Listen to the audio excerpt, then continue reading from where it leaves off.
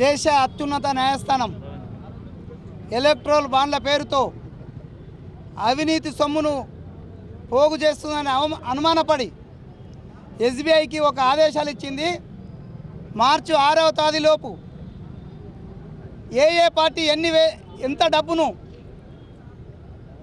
Electoral బాండ్ల పేరుతో deposit చేసుకున్నదో ఆ వివరాలను వెల్లడించమని సుప్రీంకోర్టు ఆదేశాలు ఇస్తే కేంద్ర ప్రభుత్వం ఒత్తిడితోటి ఈ ఎస్బీఐ అనే సంస్థ సుప్రీంకోర్టులో 5వ తేదీ రోజు పిటిషన్ వేసింది, మాకు 3 నెలల సమయం కావాలని.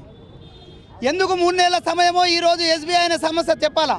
ఒక బటన్ నొక్కితే ఏ పార్టీ వాళ్ళు ఎన్ని డబ్బులు తీసుకున్నారో తెలియ సందర్భంలో కేవలం అవినీతి సొమ్మును అక్రమంగా కార్పొరేట్ సంస్థల నుంచి వసూలు చేసిన సొమ్మును బీజేపీ దగ్గర ఉన్నాయి కాబట్టి ఆ వివరాలు బయటపడితే ఈరోజు పార్లమెంట్ ఎన్నికల్లో చావు దెబ్బ తప్పదని భయపడుతున్నటువంటి బీజేపీ ఎస్బీఐ పైన ఒత్తిడి తీసుకొచ్చి ఆ వివరాలను ఎన్నికల వరకు ఆపుమని వాళ్ళను బ్లాక్మెయిల్ చేయడాన్ని మేము తీవ్రంగా ఖండిస్తున్నాం.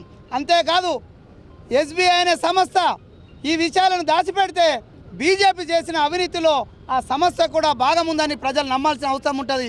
కాబట్టి వెంటనే నరేంద్ర మోడీ యొక్క అవినీతి మూలాలను వెంటనే బహిరంగం చేయాలని ఎస్బీఐ సంస్థను కాంగ్రెస్ పార్టీ డిమాండ్ చేస్తుంది.